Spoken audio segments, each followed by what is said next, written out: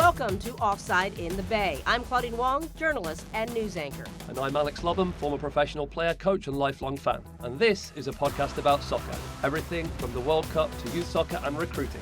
We're also going to have one-on-ones with players and coaches and the movers and shakers in the soccer world. This is Offside in the Bay, to the pitch and beyond.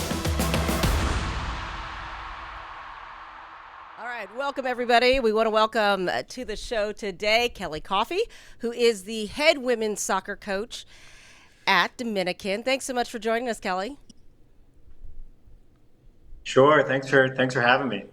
Okay, for people who don't know, you have been really a Dominican for a little more than a decade now, right? Is that where we are in your? Yeah. So congratulations on that. You are a women's coach, but you came actually on the men's side. You also played in college and coached and got your, you've been kind of everywhere. College of Marin.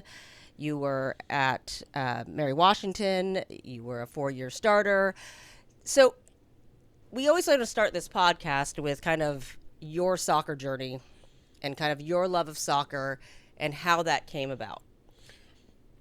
So tell us when you first fell in love with the game.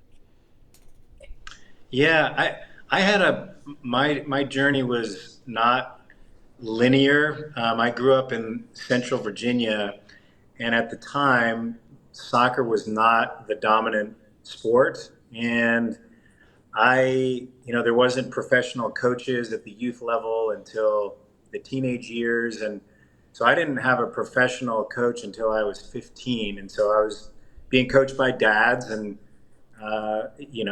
dads of my friends that, were willing to coach the team or had coached other sports. And I kind of found my passion late.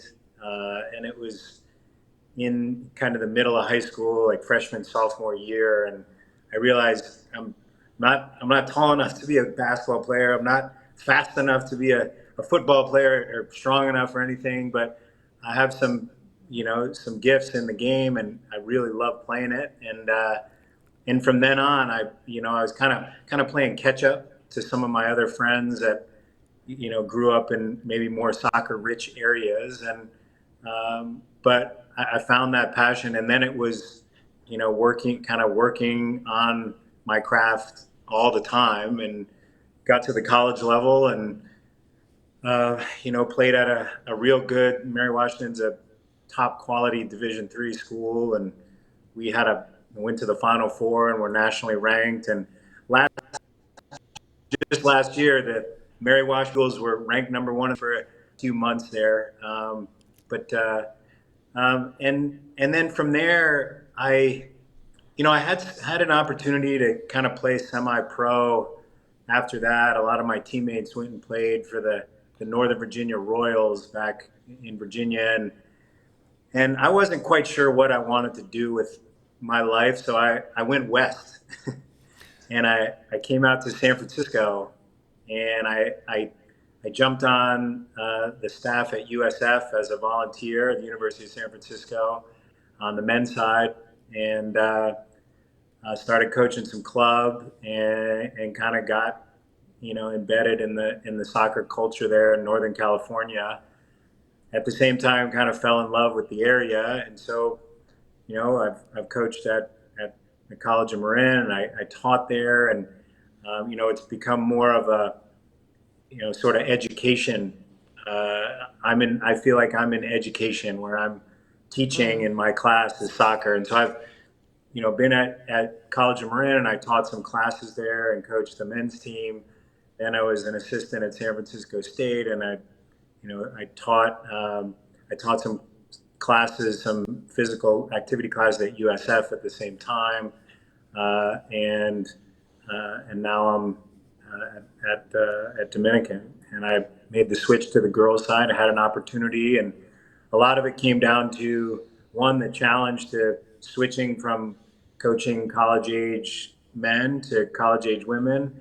But also it allowed me to stay in the area and be a head coach, and that was a goal of mine. Which is awesome. In the Bay Area. Can I take you back? Let's go back to that 14 and 15-year-old kid. What do you think? Sure.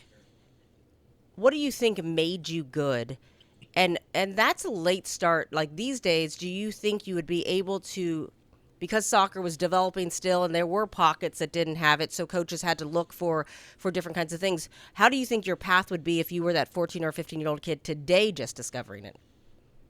Well, yeah, that's a great question.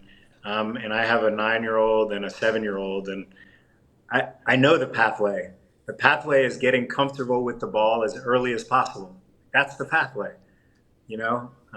Falling in love, being good at something, whether it's piano or mathematics or computer programming, that spurs you on to want to keep playing. When you're good at something, you want to keep doing that. And I think, if I could have done it differently, I would have, tried to get more comfortable on the ball earlier and spend more time with the soccer ball rather than playing other sports. And were there any role models back then in Virginia when you were growing up? And obviously you see soccer's on TV everywhere now. Back then, did you have any role models? Were there any access to soccer like the young people have today? Yeah, yeah, great point. Frame of reference, and these folks are still relevant. But Bruce Arena was coaching at the University of Virginia. So, I remember being on the field, youth player at U11 or U12, I think, when they opened one of the first college soccer only stadiums in the country. And that was Claudio Reyna's team, John Harkes, who, is on TV, and a lot of Tony Miola and players that, we know from the national teams and the MLS were playing college soccer. When I was a youth player, they won 4 national championships. And so I would say that was really where, I saw the level, of national team players, players that were playing, the top level of the Division One. So I think it's true. I mean, those guys went on to have fantastic careers, and the reason I bring it up, I think when you can obviously have those players to look up to, it makes sense why you start practicing and, like you said, get comfortable with the ball, because you need to be able to kind of see, what the end result is of spending all that time with the ball. You want to go where, your Claudio Reynas of this world got to. You want to reach that level, and that's why you practice, I think. So where do you think the hole in your game was, though, by not having the exposure? You may have the inspiration, but you didn't have the training. Where do you think that you really suffered in terms of the technical skills? Yeah, I think that's the biggest portion. I also, remember back to, the club, and I played club soccer as a youth, but the competition that we had wasn't great. The competition in our area wasn't great. And we had to travel quite a bit. And, there just wasn't the emphasis and the focus that there is now. And the kind of, not year-round training, but the sort of soccer culture, that I think you see now in a lot more areas, and that you have it at younger age. All the clubs are, they have U8 and they have trainers coaching, U8, U9, and they're getting, the skill in that area. We talk about the club that I work with, Marina, for years is, the two most important things at the youngest age groups are, having a child fall in love with the game while getting them comfortable on the ball. That's the goal there. And so, I think it, it was there, and I had some friends that I grew up with that played Division One, and maybe had a sniff at being a pro at the higher levels. But I think being in an environment that's when you're younger, that's based on fostering the love for the game and developing that skill base, that I just missed out on. And even a few years, even 3 or 4 years, that's enough. And you look at the career of Claudio Reyna. I'm sure when he was 4 or 5 years old, he was in an environment that was fostering that. So Yeah. I don't think that's an unusual story, especially here in the U.S. when we talk about, Alex and I have talked about, soccer as a culture and soccer as a, family sport, and maybe soccer as people who grew up in the U.S. played pickup basketball. I think it's right. Yeah, I think it's changed over the years, but it's kind of been a drastic change. I think in some of those other countries where there is the culture already exists, it's kind of been there for a very, very long time. So it's definitely something that's improved a lot. Growing here fast, for sure. So how did you get Mary Washington to look at you? Right? How did you, if you weren't in the same channels and pathways, to say, because I think that's the part too, and I think we'll speak to this in a little bit of when people say, oh, I want to play in college, that there's a lot of different ways that appears, right? Different divisions, different schools, different ways. How did you get into college as a player? And then certainly you had a lot of success. You were a captain. You did well there, and I'm assuming you enjoyed it. Yeah, no, it was great. Lifelong memories there and friends, but it was I was kind of lucky. I didn't have a lot of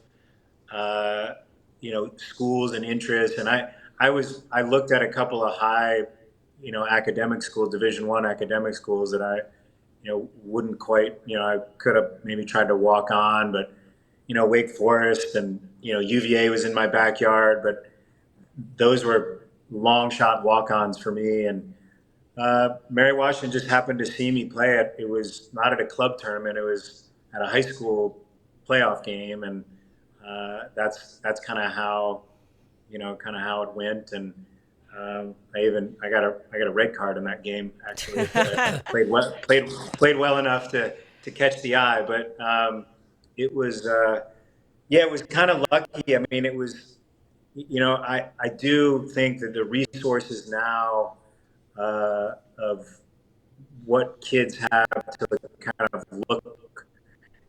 look at universities and get evaluated from their coach, sort of navigate. I think there's just much more information out there that you can find. But like I said, the coaches that I had, they didn't really help me much with the college process. It was kind of on my own. Do you think that's changed a little bit now? Clubs. Sorry, Kelly, you mentioned that you got spotted at a high school game. It brings up a good point. What do you think it's like now getting recruited if I'm a young, parent of a young player? Is it getting recruited at high school or more at club level? Can it still be both, or what do you think?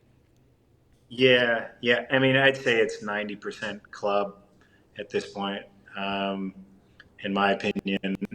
I think, coaches at high school level to, check out a kid, after they've seen him play at the club level, or, in the winter when in California, they play in the winter, and, go while they're in their off season and go to a school game of, a sophomore or a junior that they're recruiting, to see that, they're still that player, they're dominating high school like, they should be if they're a top quality player. Can you give us the inside from the coach's perspective of how this recruiting works? Because at what age do you start? When is it? How does the D1 coach and the D2 coach and the D3 coach all interact? And really, what are parents and athletes not seeing, or what do they really see? I mean, do they really understand the process? It's overwhelming for people to figure out how you get slotted into whichever area you are, and how you find the players that you're going to recruit. Yeah, I mean, it is a daunting process, and I think you have to attack it kind of as a family a little bit, because your parents or parent, there's going to be someone helping you along the way. And full scholarships are, they're not handed out that often. The Division I level has a few more than the D2 level, and the D2 scholarships vary quite a bit. And then Division III, there's no athletic scholarships, and so I think as a family, you've got to figure out like what's reasonable. I think the player, you have to seek. And this I would say probably into high school.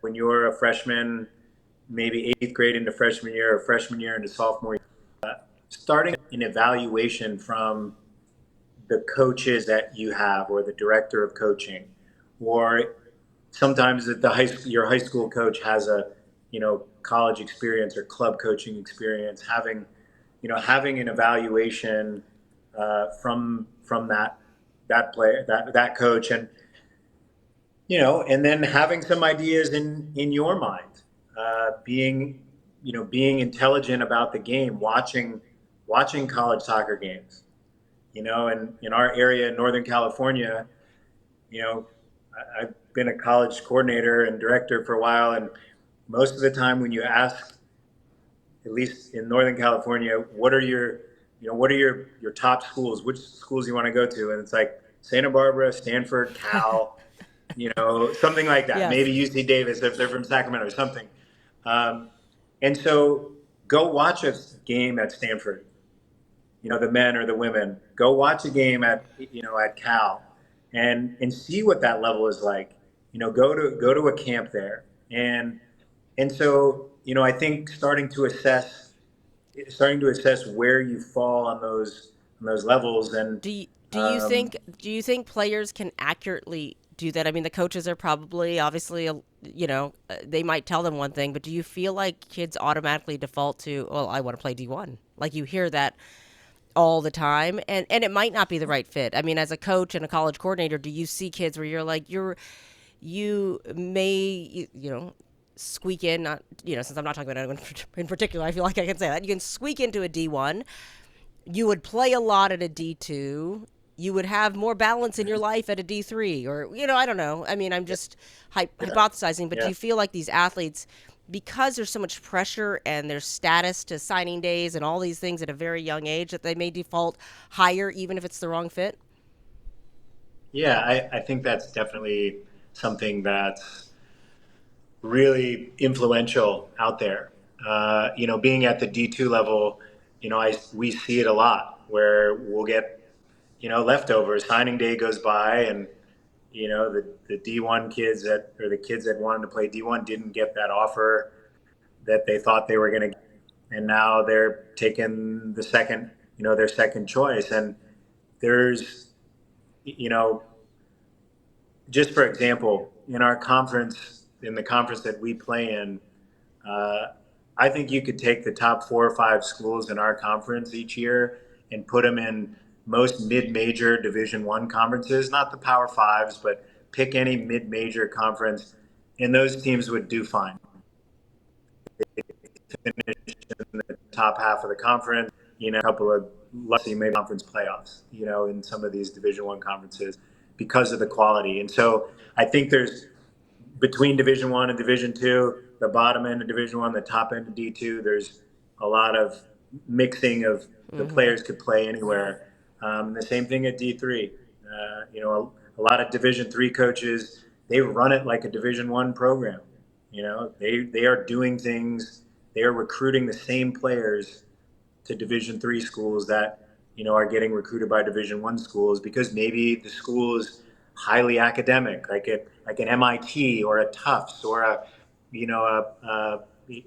Wesleyan or something like that, and the kid is like, hey, I can be an All-American if I go to Tufts and get this amazing education. And a player like that is, maybe their family, you know, prioritized it. They prioritize the education, and maybe a Stanford or a top Division I academic school isn't recruiting them, right? Maybe choose that level. I do think that the division glitter there, and I think the understanding is getting more, just like the soccer culture in this country is getting deeper and richer. I think the understanding that there are more levels. I think all you need to do is look in the transfer portal after Right. the season, the Division I transfer portal, and you'll see players realizing, like, taking the Division I offer at some rural small college Division I in Alabama when you're from Southern California, That may not have been and the move.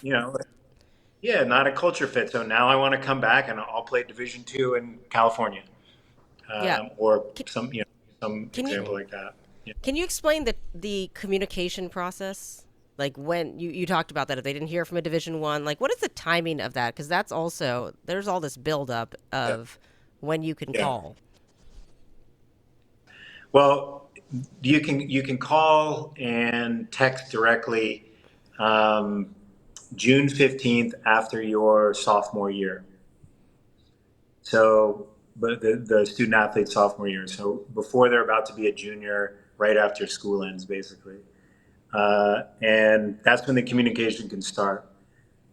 Players can email and they can even text if they want.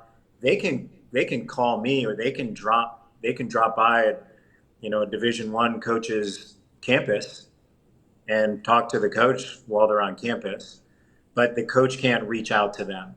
How many kids are in that group, that June 15th group, nationwide? I mean, how many kids are we talking about? That's much smaller percentage. I mean, that's like go watch an ECNL girls game or a MLS Next boys game, and that's you know 4 or 5 from the top teams are getting those calls on June 15th. And how important is it when families are being Maybe a proactive few and more. reaching out to you? How important is the quality of their kind of video content? Are they sending you a lot of kind of reels of them playing, clips of them playing, and how important is the quality of that? Because I'm guessing you're going to have to look at a lot of kids playing soccer, and when we've done that, some of it can be boring, right? If we're being honest, if we're being brutally honest. So how do if these families make it exciting for you coaches to look at it, and how what's the importance of the quality of that content? Yeah, I mean, it is important. I mean, the contact when they contact us, the personality. I mean, we're human beings too. Like we want kids with personality. We want our job to be fun.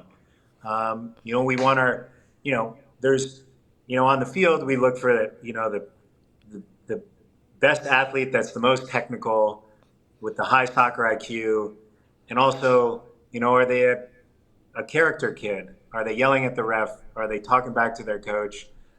Even are they, you know, telling their dad to piss off, during the game if he says something, and then, their contact with us, are they, when they contact us, do they know about our school? Do they know some things about, what's happening? Are they keeping up with what's going on with our school? Is there some vested interest? Is there a reason why?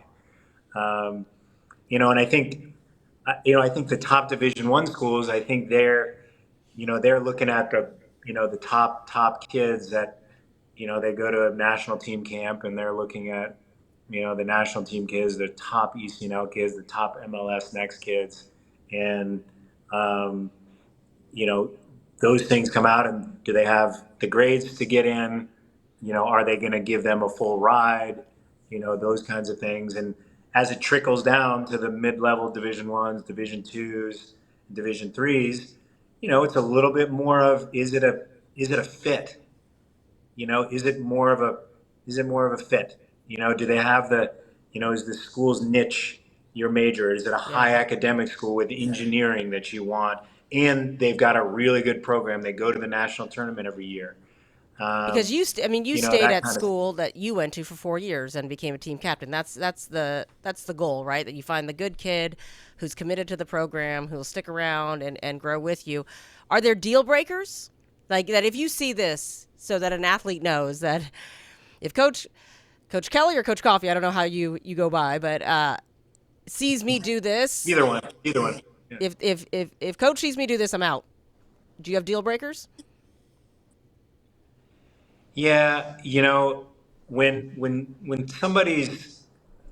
a player is talking back to their coach, or there's some inordinate amount of um, communication with the referees and anger, or kind of losing their cool.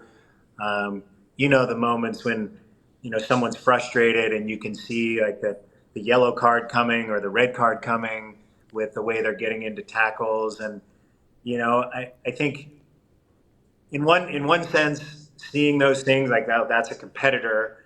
But do they, can they harness their emotions? Can they play under pressure? um, I think there's other things that are deal breakers when it comes to like social media and things like that, where there are things that we don't necessarily want in our program or want to represent our What's your program. advice for those young players? I was thinking the same thing. The Social the social media media. presence and the young people are on so many different platforms these days. Obviously, people are going to research you and look for you. What's your advice to young people and how they manage that if they're going to want to try and play at a university level? Yeah, I mean, I think they just need to treat their social media like and out an example of their personality and what do they want that to represent. And schools, aren't gonna want people that have you in party pictures all the time, and so they're not going to do in situations that are bad situations or illegal situations where it look like you're not serious about the game. And so my advice would be clean up the social media, put stuff on there that is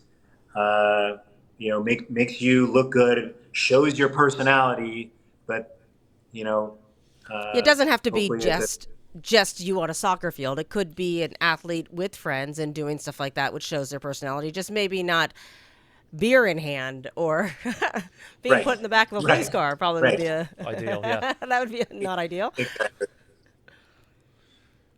Exactly. Yeah. Yeah, that'd be a terrible way to lose an opportunity by posting something silly on your feed. It's a good lesson for kids to understand. Yeah, I think one thing we always talk about is just imagine your mom or your grandmother is looking at these posts and these pictures. But this day and age, sometimes the response we get is, "Well, my mom took that picture," or things like that. So then that's maybe a red flag for us. I think there is some nuance though in things where you see someone act out at a game, or you see maybe one social media post that's a little, I don't know, over the line in some way. Having a conversation with that person. A 17-year-old brain. I mean, it's a lot different than any of us were when we were Yeah. 17, and thank goodness for no social media when I was in college or anything like that. And I think having a conversation with them about what about this? I noticed this on your Instagram. Oh my gosh, I can't believe I left that on there, and it doesn't represent me, and blah blah blah. And so I think there's an importance to connect with the kid if they are Yeah. someone that that they're interested in you and you're interested in them, But and you have to hope that that kind the of thing. coach is willing to have that conversation. Some coaches aren't willing to bother with the conversation, and Correct. some are, and so you lessen your chances. I think if you require a conversation, and even if you have room for growth, you may, as Alex said, miss out an opportunity that you wish that you had had. I wonder if a couple things. When do you know that the window has really closed? Like if you are, you don't get the call June 15th, and then you wait, and then when is your roster set? When was your roster set for this year, where there's no more spots Yeah, to be had? it's a lot different, and it varies from program to program. And I think it's important to understand that it's a small percentage of players that are getting calls on June 15th sign with some submit to our sign a letter of intent until your senior year anyway. So even if you're getting a call on June 15th and you commit to Stanford or something, you can't officially commit there and sign Yeah. until November of your senior year. And so I think being kind of understanding that there are the Division twos, Division threes, Division ones. I mean, I was recruiting a player a couple months ago, and this is in the spring of the 25 class, and we didn't get her because she went to a Division 1 school, and it was a pretty high level mid major Division 1. That's not a Power 5, but that goes to the national tournament every other year. So it just depends on the program. Yes, I think players get nervous when their teammates get June 15th or they get inching their senior year and they don't have yet. Then they get nervous. There are teams that still recruited until the end of the spring. A lot of coaches were still doing that. Division One has, the rotation that's pending at this point changes things. That changes, the real roster cap. Most schools on the female side don't have a roster cap because of Title IX. Um, some men's programs do already at the I was going D2 to say, and because what D3 happens if you get level. that, the dream, the sort of the goal scorer who can get 30 goals for you in a season? I'm sure you're going to find a spot, right? I would. Yeah, 100%. Well, the transfer portal changes things too because, at the D2 level, there are programs that, they reload with Division One transfers every year. And so I'm silly if I'm not looking in the portal and using that as part of my recruiting strategy. And the first portal doesn't open until the end of November. So I've got to wait until then to see who's on there Do you think that's and a good then system, make though? offers.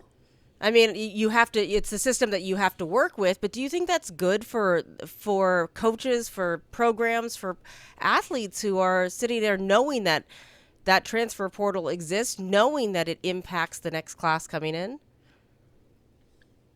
Yeah, I'm because just a little bit old school, say a little mix of old school, new school, but I feel like the transfer portal and the accessibility, um, it kind of defeats some of the values that I would espouse to my kids or the players that I coach, at the youth level, or even the kids that I coach in college. That when you commit to something, you honor that commitment. That being said, I do appreciate the, you know, like we talked about earlier, players make a mistake. They go to a school because in one school, that mistake, making it easier for them to make a change, I think is okay. I think I guess what I don't like is the player that goes to a team and goes to a college program and knows, all right, here's the depth chart. Hopefully the coach is being honest with them or talking to them about the,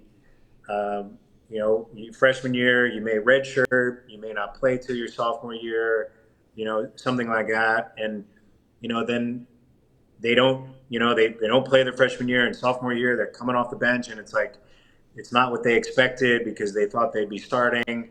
And then they want to change because maybe they didn't put the work in.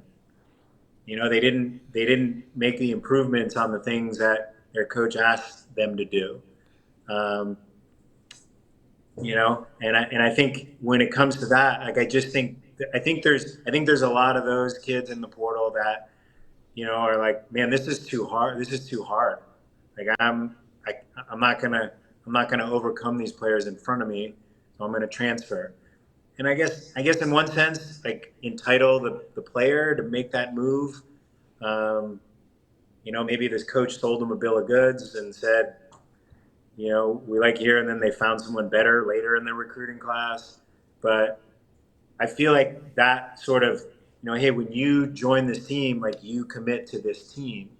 It's always so Um, difficult when you're not playing, though, isn't it? I think all players are happy when you're in the starting 11, right? Or you're in the starting 11. As soon as you're sub, who is ever happy being a sub or being on the bench? That's the hardest part of a right. coach, right? You've got to keep the Yeah. 11 that aren't playing happy, and that's difficult. So I think when you do travel away and all of a sudden you find yourself, when you're playing, it's easy. But when you find yourself left out of the coach's plans, whether it's because you've done something wrong or you're always going to think it's because the coach's fault, no? So that's, how do you motivate those players that are not, in your starting 11? Yeah, I think that's a really good question. I think you got to find everyone, has a purpose within the team. Everybody has a plan. Maybe they're buried at the end of the bench. Here are the things. Here are the things they need to work on. And here's the times you can work on them. Here's the strategy to work on these extra pieces. Do you care about your Maybe. retention rate? I mean, Yeah. I think continuity. Is huge. When you've got a big group of 4-year seniors, like that experience together means a lot. And I think it's hard to patch together a team. I think it's hard to, go on the transfer portal and be all over the place. And I do think that's hard. And like there's junior colleges. That's what happens at the junior college level. You have 2 years, and then you're replacing players every 2 years or every 1 year. That's hard. That's hard to do. It's hard to keep continuity. And so I think it's really important to keep the players that we have in the program. And I think it's up to me and our staff to develop the ones that we bring in. And sure, maybe we make a mistake, and we bring in someone we thought was better. Or I think the one unknown is when you drop all these good players in with a bunch of other good players. How are they going to respond? How are they Speaking going of to junior respond? college, sorry to interrupt, Kelly. Speaking of junior college, do you think that is a good pathway for young players to go and play at a higher level? I spent some time coaching at junior college myself. I enjoyed it. It is a challenge with the 2 years, but is that a pathway? Have you found any success of finding good players from there? Yeah, I think as long as you have a kind of a path, and a thought process of I want to go to the junior college, get ahead of my credits, spend 2 years playing at a collegiate level, at a good level hopefully, and transfer on. And so I think sometimes players end up at a junior college. They kind of flunked out of high school or didn't have grades, and it's an opportunity for them to kind of make up for that. I think in California, I think the junior college circuit is phenomenal. Like I think it's tremendous, and I think it's a great way for a family as you're looking at the college recruiting process. And wow, 4 years of college can be really expensive if you're not getting a full scholarship, or you're getting stacked money, like some academic money and a partial scholarship, and you still owe a bunch of money It's also a chance for them to to mature, go. right? I mean, it's like in professional soccer, late developers. It's kind of, well, you go straight out of high school, you go into JC, where you've got a chance to mature a little bit, get some good guidance, good coaches around you to kind of get you academically, get right, physically, maybe get in the right shape to then take the step up and play at the next level. So that's a huge Yeah, bonus, I thought. yeah, 100%, 100%, do you 100%. think, that being said, there's a place for everyone? If they love it enough, they're willing to work hard, and regardless of whether Yep, their path yep. was ripe with resources or not, that there's a place at a higher level after club and high school. Yeah, I do. I do.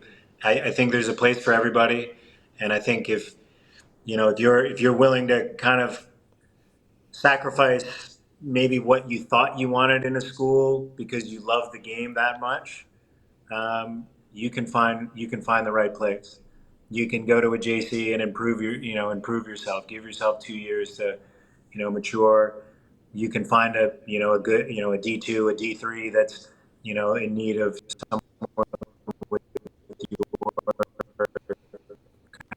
skill set. It may take a little bit more work, but it's a place for. I believe that. Yeah. All right. Well, Kelly, we appreciate the conversation. I know you are coming to us from miles and miles away, so we appreciate you willing to join us on the podcast. We wish you the best for your season ahead, and then we will be seeing you again. We'll have you come back and continue our Sure. soccer conversation. Thank you very much. Great to chat. Great. All right. See you Yeah. soon. Thanks for having me. Bye, Thank Kelly. Thank you. you. And